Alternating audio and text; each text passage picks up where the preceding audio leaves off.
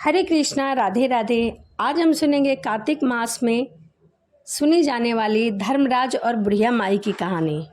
एक बुढ़िया माई थी। वह व्रत नियम बहुत रखा करती थी। एक दिन भगवान के घर से यमदूत बुढ़िया माई को लेने आए।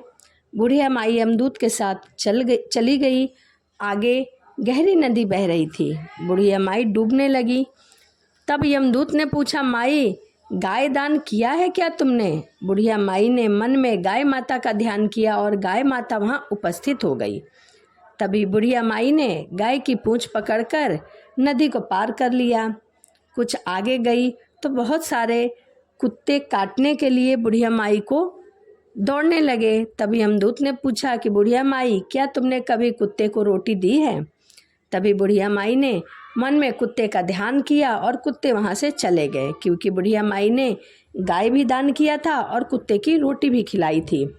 आगे चली गई। आगे जब बुढ़िया माई गई तो काले कौवे बुढ़िया माई को चोंच मार मार कर भागने लगे। तभी यमदूत ने कहा, क्या तुमने कभी ब्राह्मण की बेटी को सिर में तेल लगाने को दिया था या नहीं? तभी बुढ़िया माई ने ब्राह्मण की बेटी को याद किया और जैसे ही बुढ़िया माई ने ब्राह्मण की बेटी को याद किया, कौवे ने चोंच मारना छोड़ दिया और कौवे वहां से चले गए। आगे कुछ दूर जाने पर बुढ़िया माई के पैरों में कांटे चुभने लगे।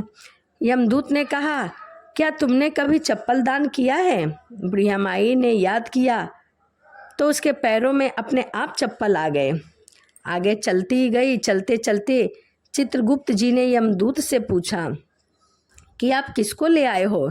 यमदूत ने कहा, बुढ़िया माई ने बहुत दान पुण्य किए हैं, लेकिन धर्मराज जी का कुछ नहीं किया, इसीलिए आगे का द्वार इसके लिए बंद है। तब बुढ़िया माई ने विनती की कि मुझे 7 दिनों के लिए धरती पर जाने दीजिए। मुझे नहीं पता था कि धर्मराज के लिए क्या और कैसे करना है। मैं इन 7 दिनों में धर्मराज की कहानी सुनकर उनका उद्यापन करके वापस लौट कर आऊँगी। धर्मराज जी ने उनके प्राण लौटा दिए। तब बुढ़िया माई धरती पर वापस आ गईं। सभी लोग बुढ़िया माई को जीवित देखकर भूतनी भूतनी चिल्लाकर उन्हें देखकर भागने लगे, क्योंकि बुढ़िया माई तो मर चुकी थी। बेटे बहू से कहा बुढ़िया माई ने कि मैं भूतनी नहीं हूँ, मैं तो धर्मराज के कहे के अनुसार कुछ दिनों के लिए वापस आई हूँ। मैं प्रत्येक दिन धर्मराज की कहानी सुनकर उनका उद्यापन करके वापस परलोक चली जाऊंगी। यह सुनकर बेटे बहू ने भी पूजा की सामग्री ला दी, लेकिन कहानी के समय हुंकार नहीं भरा। तब बुढ़िया माई पड़ोसन के पास गई। पड़ोसन ने कहानी सुनी और हुंकार भी भरा। बुढ़िया माई ने 7 दिनों तक धर्मराज की कहानी सुनी। उसके बाद बुढ़िया माई के लिए स्वर्ग से विमान आया। विमान देखकर सभी गांव के लोग स्वर्ग जाने के लिए कहने लगे। तब बुढ़िया माई ने कहा, मेरी कहानी तो केवल पड़ोसन ने सुनी। यह सुनकर सभी गांव वालों ने बुढ़िया माई के पांव पकड़ लिए और धर्मराज की कहानी सुनने को कहा। बुढ़िया माई से कहानी सुनने के बाद सभी गांववासी विमान में बैठकर स्वर्ग को गए।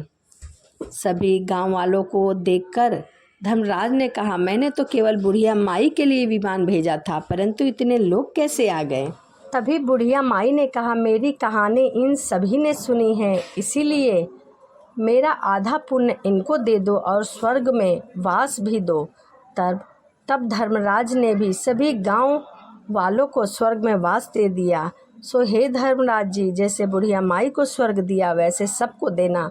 कहानी सुनने वाले को, कहने वाले को, हुंकार भरने वाले की, सभी की मनोकामना पूर्ण करना। तो यह धर्मराज और बुढ़िया माई की कहानी थी, जो कार्तिक के महीने में सुनना अति शुभ माना गया है। तो आप भी बुढ़िया माई और धर्मराज की कहानी ज़रूर सुने। वीडियो आपको कैसी लगी कमेंट ज़रूर करिएगा। चलिए इसी के साथ वीडियो को समाप्त करते हैं। यदि आप मेरे चैनल पर नए हैं तो प्लीज़ चैनल को सब्सक्राइब, लाइक करना ना भूलें। तो चलिए मिलते हैं अगली वीडियो में। राधे राधे, हरे कृष्णा।